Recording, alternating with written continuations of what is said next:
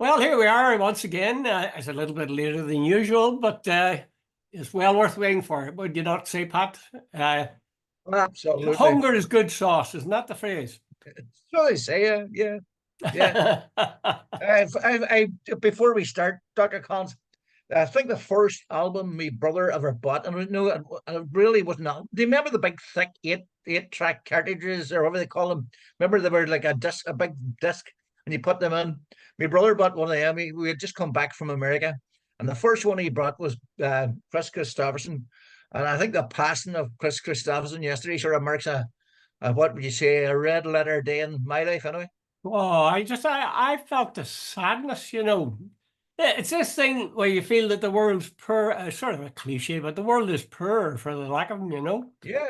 The Mm. thing I loved about him, I loved a lot of things about him, but one of the things I loved about him was that he was obviously a really smart guy. Like he got a Uh, Rhodes Scholarship, and I mean, yeah. those aren't easy come by. And went to Yeah. Oxford, and then decided that he was going to go. Well, I think he was wanted to be a writer, but he wound up being a Yeah. songwriter. But by God, he wrote some lovely songs and sang them well Uh, too, terrifically. uh, you know the way there's all sorts of memories. Like I remember that, Derby's Castle, for the good times, the Pilgrim, Yeah. and there were some brilliant songs. But I was going with this girl one time, and she was telling me she was leaving to go away somewhere. I remember the song they were playing, "For the Good Times." Don't look so sad. I know it's over. Yes, I've always Well, remembered that. That's it. Talk about perfect timing. yeah. Well, I I remember did that too, know but them. I was rather more innocent, really. I remember a guy that I taught with, he was always talking about the good times, and I never knew why Yeah. was he, what's this good times? He said, these are the good times. And I only later I realized he was referring to for the good times and Kristofferson, you know. So Oh, yeah, such anyway, a, as he said, Jude, his father was he left a strange life. His father was a major general in the U.S. Air Force, and mm-hmm. he was a military family. And as you said, he was apparently a star athlete and a star student, Yeah. and he led a rich life. So fair play to him. When he tried to get the attention of who was it? Johnny Cash, I think. Johnny Is that who Cash. you're That's referring to? right. You know what I'm Yeah, going to say then. yeah. He landed his helicopter on Johnny Cash's I that, lawn. that tends to get somebody's That attention, would, doesn't you it? know, that definitely would. Yeah. Ah, God be good to him. Anyway, He's something like had he 8 or 11 children or something? He's married three eight times. children. Wow, Yeah. wow. Ah, dear.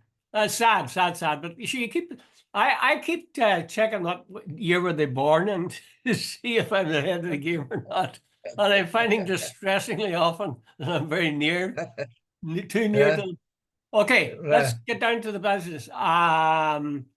What do we start with? Well, we start with the there's two things. Sinn Féin had their big Ardash on yes, that's Saturday, it. and Yeah. the budget's tomorrow. So there's the two big things that are going Uh, to that Well, right here's what did you make of Sinn Féin's Ardash on Saturday? well, I don't Like think I too. only caught the last bit of it. By the way, I didn't catch the start of Mary Lou. I like it all of Mary Lou, but that was all. I didn't see any other part of it at all. I thought Yeah, very typically it was a very well organized thing. You know, it was crisp to the point. Everybody knew what they had to do. I thought Mary Lou was very impressive, actually. Cheerful but pretty strong and looked like she go through a tank. But I kept thinking about the mistakes they made or the way that whatever it is that has sent them down in the polls and whether or not they're going to get mhm, that back. Um, they do look like a force that's going to be around. I don't see yeah, them in anything like terminal decline, but at the same time, I don't know. I'd like to be pleasantly surprised in the election, but yeah. I doubt if I will be. What would your own thoughts be, Pat? Yeah, no, I watched Mary Lou. I got the last about 20 minutes. I was out and I came back in and I forgot it was on, to tell you the truth. And I turned it Yeah. on to RTE. Right. And I thought was quite good. Now, know that there's a sort of a thing too. Good. And it's a ridiculous thing to say, but when the Northern Troubles were on, what Sinn Féin had to say was sort of a must see. since the Troubles are over, Sinn Féin have lost that wee bit of excitement. There's when Jerry Adams is saying something, you're going, oh, wait a minute, that's going to be the lead story tonight, Yeah, and there's going to be a whole bit of controversy about it tomorrow and all that sort.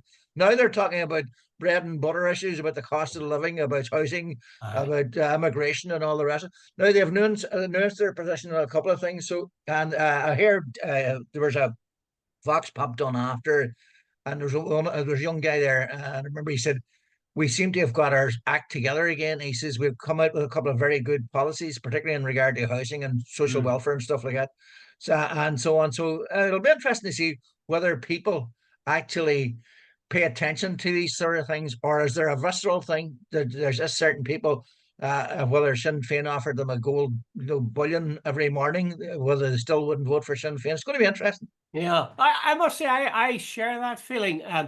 Whenever the Troubles were on, throughout the Mm. decades of the 80s and the 80s and the 90s and through to the 200s to our 2000s, I used to go to a West Belfast Talks Back thing every year because there'd always Yeah, be some fairly important politician there, and very often somebody from the other side, like Gregory Campbell, or I think he was there one year. But it used to be charged atmosphere. The place would be busting. You used to hold it in St. Louise's gymnasium, and I'd say there's yeah, about 2,000 people there. And people would stand up and they would be talking passionately about what they yeah, believed in. Uh, then, when the ceasefire came and when the Good Friday Agreement was signed, I still went, but it's awful to see it, but there was something missing. It was yeah, we were back to sort of normal life again, and it didn't have yeah, that edge, as you say. But then another yeah. point, Pat, don't forget, it was without that edge that Sinn Féin got that huge vote last time out. Yeah, that's true. But you see, we've gone down this road before, but let's get this clear. Uh, um, Even some of the pundits in the Republic seem to have been caught by surprise about the fact that the budget surplus for this year is going to be 8.5 billion. Now, add on the 14 billion for Apple, which I didn't think they would be able to sort of roll it in from an accountancy point of view this year into this year, but apparently they can do it they must be getting the money from Europe. So that brings them up to what is it, 22 billion. They're all the rest of it. I don't know what they're going to do with all the money, but Jude, they're talking about even just a cursory look, and the detail isn't all worked out. But there's going to be two sort of children's allowance double payments before Christmas. There's going to be an upsurge in the payments to social welfare people. There's pensions are going to get speaking as a person who earns my pension from Northern Ireland, that's not brilliant. But anyway, and everybody in the south seems to be, there's one for everybody in the audience. And Mm. I think the overall budget this year, the spend is something like 105 billion. It's a massive, Jude. Everything's on the up and up, and there's full employment. And here we have made this point several times, but the old one: don't change a winning team. Well, I tend to agree with you, and I think we mentioned this the last time. When Yeah, Hardy comes to Hardy, if you're offered, a hunk of cash into your life, a couple of hunks of cash into your life, it's very yeah, hard to say, no, I'll not vote for you. On the other hand, I'm very struck by, I noted some of the things that Mary Lou was reported as saying. She said, we are the party to deliver universal health care within a decade.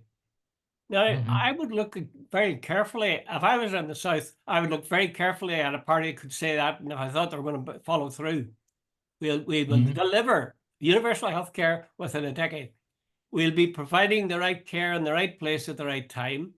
We'll deliver the largest housing program in the history of the state, which will include 300,000 homes, 50,000 of which would be affordable homes at prices from 250,000 euros. And they also plan to deliver 75,000 social houses. Now, people have accused Sinn Féin, I think with some justification, of being general and saying, these guys are making balls of it, we will do this or we'll do that, and being too vague in what they're offering. They now sound to me like, certainly in terms of housing, they're very, very exact. So if it was housing the thing was going to move me, I think I would vote for Sinn Féin regardless, because they do sound like yeah, they've got a grip on it. But and I like the healthcare thing. I'm not sure. Leo did talk maybe after he left or before he left about increasing, what was it, pushing up free healthcare to, was it 12 Yeah, or 16 or something? up to 12, I think, Jude. I'm not 100% certain, yeah, but they were Well, opening it. But by the way, Jude, just to cut across you, there's the GPs are so overrunning, so are the hospitals.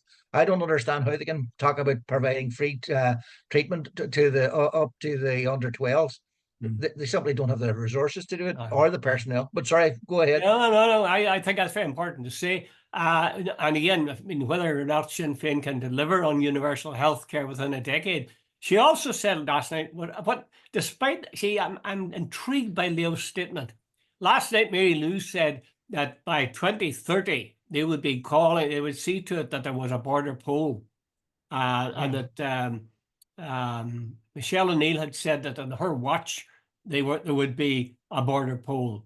So I'm not sure that the others, like, I know that Leo has tried to say, well, let's get everybody committed to this. And they're now talking about passing a bill or everybody having in their platform a statement that Yeah, they an will be, objective. Yeah. that they'll be committed to it. But I'm not sure. I'm a bit dicey about, I don't know, there'd be a sort of a half-assed agreeing, or they put it in such a way that they can kind of back out of it. I think, in other words, Sinn Féin's in earnest when they say they want a border poll. I don't think the others are necessarily in earnest. Is that No. cynical? Oh, well, but what you see, Jude, what I think as well is right. The Sinn Féin have got one big stick, Jude. The Fine Gael have been in government for 14 years. Yeah. They signed off on the Children's Hospital, which they are now talking about as could reach 2.6 billion, the most expensive hospital in the world. Right. You can look then at the bicycle shed, 336,000 for a bicycle shed. Jude, it's a joke that, and then the 1.4 million for a security hut that nobody, Jude, if we weren't awash with cash, you could ask serious questions about how competent they are and all the rest of it. Now, and the other thing as well, it's three major multinationals that are providing most of the windfall tax that we're getting. If they pulled out in the morning, there's a question to be asked. If Donald Trump does what he says he's going to do, he says he's going to introduce sort of punitive taxes for American corporations that have their headquarters away other places and so on to enforce them to come back to America. If he gets in and forces that through, now it'll be very interesting to see if he can do it, because I'd say a lot of companies might get around it some way. But if he does, as he says he's going to do, it'll be interesting to see what happens in Ireland. If he does, I think the bottom will fall out of things, almost certainly. Yeah. And I always had that feeling, Now, again, I said against that the fact that Apple and company, they're not here for the good of their health. They're not there for the good of their health. They're there for Apple, they're there for Google, they're there for whoever, because it gives them a toehold in the EU. Yeah. So what would, and now the EU has set corporation tax at 15% for everybody, I think. Yeah. So there would be no advantage in that sense of moving to elsewhere in the EU. As you say, if Donald Trump forces them to go back to the States, that might be a different matter. And if they did, Jesus, I really worry about the South economy. But Judy, here, I'm sure there might be, you need to get a tax expert to talk about this. But one of the things is you have to be inside the EU really to start trading within the bloc. So Ireland, the reason the Americans are here is we speak English. Well, up until recent times in regard to Gaza, we were very pro-America, et cetera, et cetera, et cetera. And the Americans were well got here. And there are a lot of very decent Americans, of course, there. But the whole thing, now, there'd be a big problem if they try to either A, run the show from California, or B, move it to Spain or somewhere. I don't know what's going to happen, because there are all sorts of problems with language tax and all the rest of it. Jude, apparently Ireland is the most suitable country in Europe for them big American corporations. Even, Jude, a simple thing for the climate, because some of the other countries, these big computer firms, it's too warm. Yeah. No, I honestly can't see a reason why these big companies would move. I agree with you that there'd be a disaster if they did. But I also think that the average voter is not going to vote on the possibility that these three big companies or whatever number would pull out and, the Irish economy would go to hell. I think most people don't think that much further forward. What they're saying is, look, we've got 22 billion or whatever in the bank now, and we're safe for, the next 10 years or whatever. I think it'll be, this is my guess, I think it'll be between the people who say, I want some of that lovely money that Fine Gael is going to give to us. I really want it. And they're offering it to me for this, for that, for the other thing. Right? Yeah, well, Jude, the double children's allowance, I think there's going to be a double social welfare payment before Christmas. At the average, there's going to be tax concessions. There's going to be someone like 1,000. The workers are supposed to be €1,000 better off. Yeah. There's going to be big spend on things like apparently what do you call her, Minister for Justice. She wants more prisons, and they're going to be more prisons. There's going to be a big spend on education and all the rest of it. And right now, the other thing as well is technically we're at full employment. In fact, if you go, I have seen signs even locally. I've never seen this before, Jude, in my life. We signs we're hiring. I mentioned it before. There's a young guy up the road who he's a sort of repairs cars. And I called him to see him one day, and something minor, and I said, "Hey, can you fix it?" He says, "Pat, come back next Tuesday." No, that was the previous, another week on. And I said to him, "Jesus, you'd need to get more help." He says, "Pat, go and find them for me." So even a guy like that can't get help. Like he's on his own. Yeah, I think though that the yes, all those things are in favour of Fine Gael, and they've got loads of wealth, loads of jobs, etc. And they're offering various sums of money for different things. I think it'll be that versus the two things that plague people, but laid out in this case, not in terms of handouts, but by saying, we will do this, this will cost this will cost this. Sinn Féin's housing policy seems to me a difficult one to beat in terms of being specific.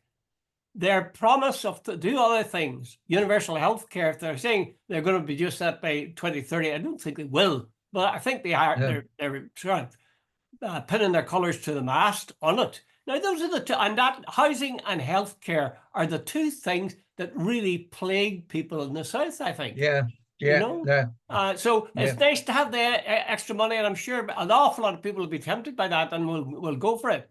But there might be people who would say, look, I'd rather have a more structured thing. I'd rather have a party that's going to build things up and in that way provide for me in terms of sickness, provide for me in terms of education, provide for me in terms of health, and so on. Yeah.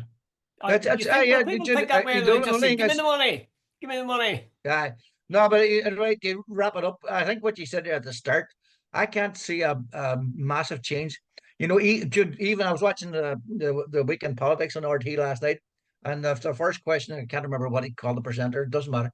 The first thing she said to me, Katie Hannon. She says, no, it's not Katie Hannon. Okay. She said to her, basically, even with a sort of fair wind, Fianna Fáil and Fine Gael and the Greens are still, when they combine, are still way ahead. Sinn Féin, even Sinn Féin, when they were had caught the wind and were sailing along nicely. Like I think Fianna Fáil, Fine Gael, and the Greens had something like 42%. Sinn Féin at the top of the heap had only about 35, 36. So even then, Jude, when they were at the top of the class, they still weren't going to make it. And so it's going to be very interesting. I find it very hard to argue with that. On the other hand, I keep thinking of the Tories, and part of the reason the Tories were turfed out on their ear and lost so many seats, I think, was people were simply tired of them. When a party's been in power for a long time, people get bloody tired of them, except there's some compelling reason. Now, maybe the compelling reason is all these bulging coffers, but I just, that's a factor that hasn't been talked about, that there is a certain weariness people have with the same faces in the same party. Maybe that was Leo's idea, a new face in place, Well, I heard one of the guys on yesterday, they were on Sky about the leadership, the debate for the Tory party, and he said the bottom line. He says, I don't think, he says, anybody were so in love with Keir Starmer. He says their big motivation is they wanted us out. Yeah. Okay, let's move to another topic, Pat. What do you think of the South's attitude and actions in terms of Gaza and the Middle East generally. I'm thinking here of this occupied territories bill. Yeah, Jude, there's all sorts of things going on at the minute. No, right, let's nail a couple of them down. When Netanyahu got up to speak at the UN on Friday, at least half, possibly two-thirds, got up and walked out, which I applaud tremendously. Unlike the American Houses of Representatives and Congress, where they all give him a mass murder, a round of applause. But anyway, the Irish delegation stayed on, and I don't agree with that. I really genuinely don't. Then there's this other thing. Pascal Donoghue allegedly had a secret call with the excuse me, with an Israeli minister, in which he said the occupied territories bill would not get passed. Now he says it's not in his diary. He doesn't recall it, and it didn't happen. But it was leaked at the ditch. This sort of fact-finding crew, the ditch, they said it was leaked in a document by an Israeli that they had got, and they went through and found it. Now, Jude, I tend to believe that there's something did go wrong there. Because I remember listening to Simon Coveney, and this occupied territories bill was getting great support in the Dáil, but then as we're coming out and says, oh, the legal opinion from whatever the EU says we can't do, that's bollocks, dude. Ireland is quite entitled to act on its own in regard to things like that. Ireland doesn't have to accept stuff from that was the cover, and I still think that was pressure from the Americans behind the scenes. And probably guess Pascal Donoghue can deny it all day long, but some part of my brain says, yeah, that did happen. That there was a phone call. And go ahead. I was going to say, I think you'd go a long way in the south of Ireland or the north of Ireland before you'd find somebody who would say there should be simply an embargo placed on any deals with Israel. As simple as that. I think, what kind of a human being would you be that you'd sit watching your TV night after night to a point where you want to get physically sick? And then when you have the opportunity to pass a bill, occupied territories bill, that will ban it with illegal settlements in territories deemed occupied under international law. Jeez, I mean, if we can't do that, if Irish people can't do that, what's the good in them wringing their hands and saying, "Oh, we're behind the Palestinians"? Do something. So, just to move it on a bit, I've come to the conclusion that the Israelis are brilliant at murdering, brilliant at killing. They seem to be able to kill at will. They're killing all around them. They're killing Hamas leaders. They're killing Hezbollah. And by the way, the Americans see the day of their any type of moral high ground. That's gone, Jude. Absolutely, they should never lecture China or Russia or anybody else about human rights. Kamala Harris issued a statement about Nasrallah, the killing of the Hezbollah leader Nasrallah. Yeah. And she said he had blood on his hands and it was a form of justice. Dude, not a mention of God knows how many people, totally innocent people. There was 3 buildings taken down to get him on, was it Thursday or Friday, whatever day it was. Not a mention of the innocent victims. Not a mention of, it's almost as if those lives didn't matter and so on. Jude, see the whole thing about the Americans, I actually find it vomit-inducing, the hypocrisy, the double standards, and the total amorality of it all. Pat, I would say there's a lot of Americans who would agree with you. And I would also say that what you'll have eventually, if this keeps up, the same level of disgust and fear and loathing that the Americans felt during the Vietnam War, where things were appearing on their TV screens nightly of people being killed and their own people being killed and slaughtering of people in villages like My Lai. I can't see them sitting back and putting up with that for very much longer. How could you? No. How could anybody support anyone who says, yes, this is a good policy, let's just flatten the place? Oh, yes, we got a Hamas leader, or we got a Hezbollah leader. That's okay. We killed 300, 600, 900 people. Their children running around with no arms. Dude, there's 1,000 people, more than 1,000 already dead in Lebanon. and they're talking about a ground invasion. They've killed God knows how many people in Gaza. By the way, Jude, here's the other thing, and it was brought to my attention by a friend of mine. The Lancet, the medical journal. Yeah, It's not yeah. exactly a left-wing publication. It's worth putting that No. in the record.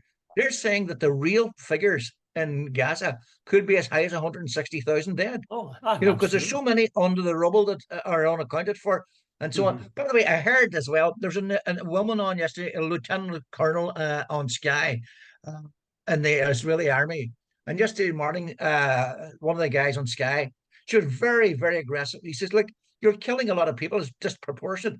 And she's much as to say, look, disproportionate's got nothing to do with it. These are the enemies of Israel and all the rest of it. But you know the thing about it, when someone's pointed out to them that they're killing huge numbers, they said it's an anti-Semitic war, that it's an anti-Semitic war, that we have to kill more because our enemies are all around. But they used the fact that there was 1,200 Jewish people killed on October 7th, the biggest attack. When the numbers are on their side, they're sort of saying they can use them then, but when they're killing us, no, that's an irrelevance. Right. It's an unbelievable sort of disingenuous propaganda. It's the same kind of thing we had here. It's selective outrage. Yeah. For example, I heard the Israelis recently lamenting the fact that thousands of Israeli people had been displaced, had to leave their homes. Yeah.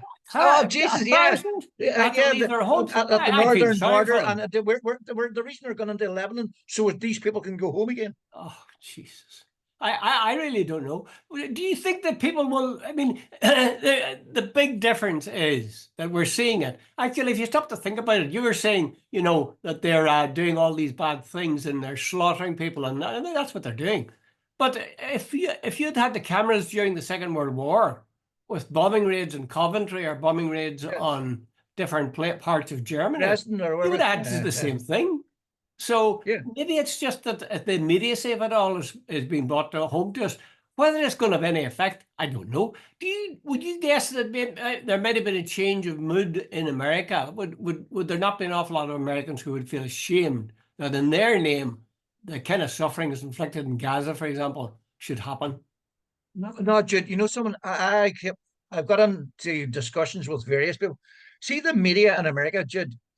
It's our ally, right or wrong. There's, it's and even when you watch Question Time, and I think we mentioned this on Friday on BBC, there were 4 people on the panel, and there was a black guy on who's a member of the Tory party. You think somebody of a culture or background like that would have empathy and sympathy for downtrodden, colonialized people like the Palestinians? Not at all. He starts spouting this bullshit. Israel has the right to defend itself, and we will stand by Israel. One of the guys, Jenrick, who's running for the leadership of the Tory party, he said he would do the same as Trump.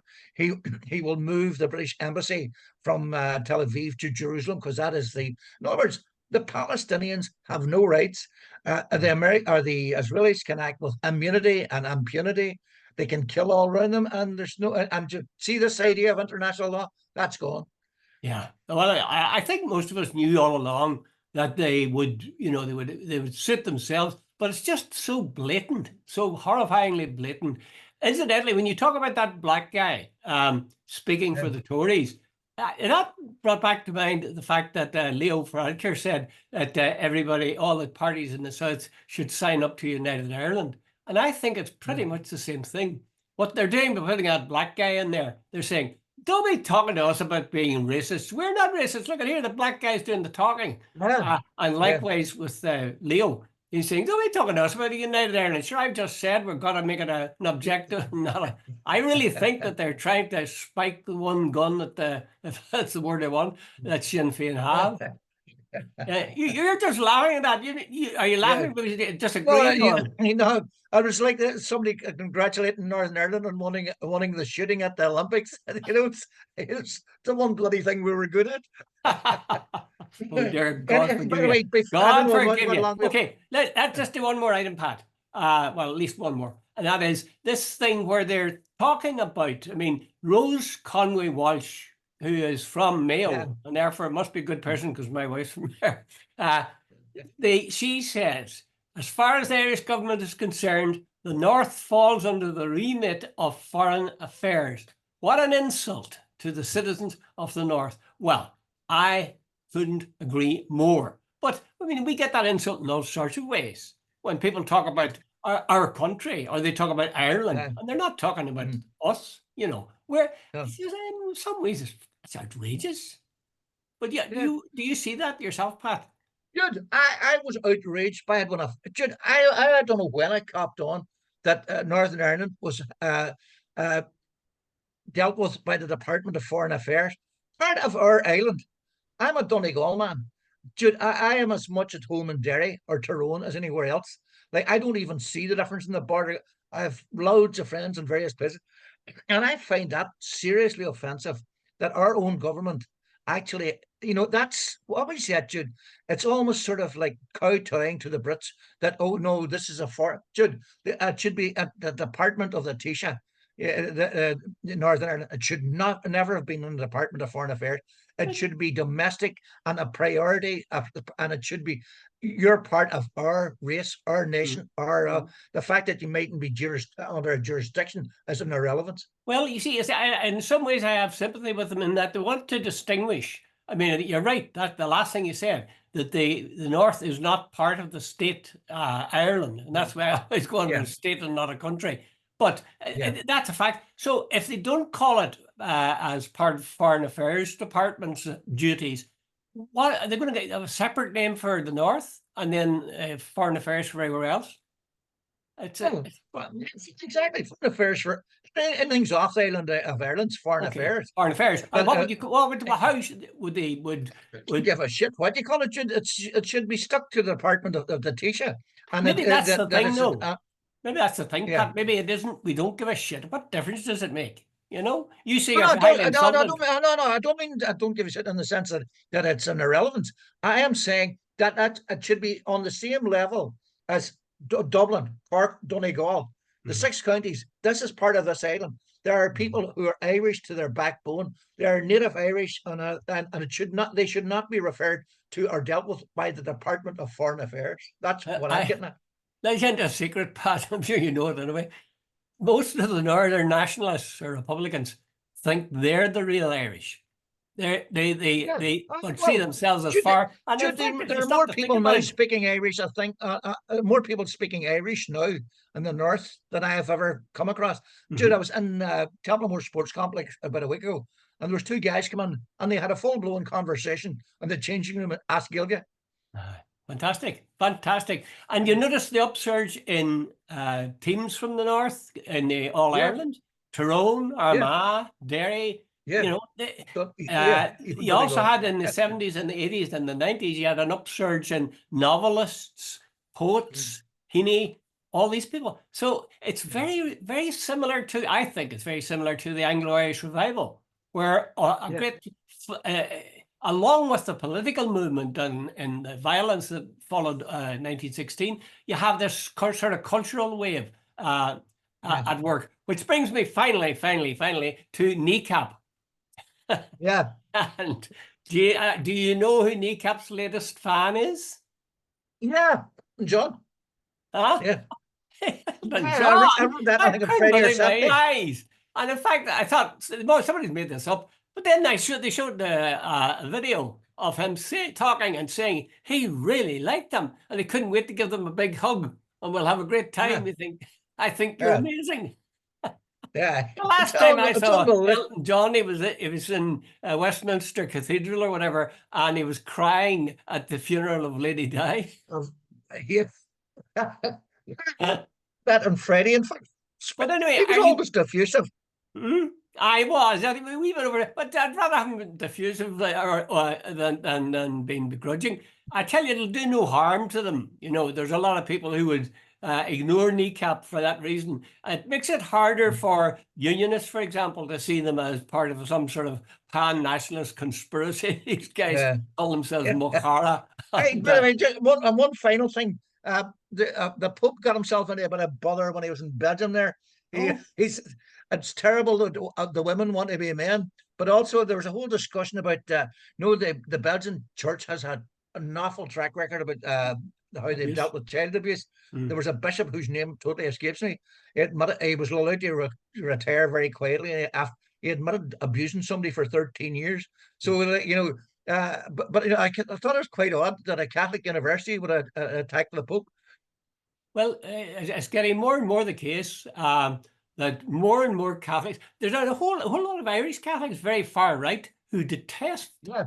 They see Pope Francis as being the guy who's it's all his fault the way things are going bad, and the way people are becoming degenerate, and same-sex marriage, everything comes back to Francis. Yeah. 2 lakhs. So Yeah. go back to old values.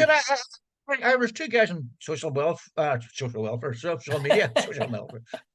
Might be on social welfare for all I know. But anyway, I read a couple of months back where they said the Pope was leading in the wrong direction.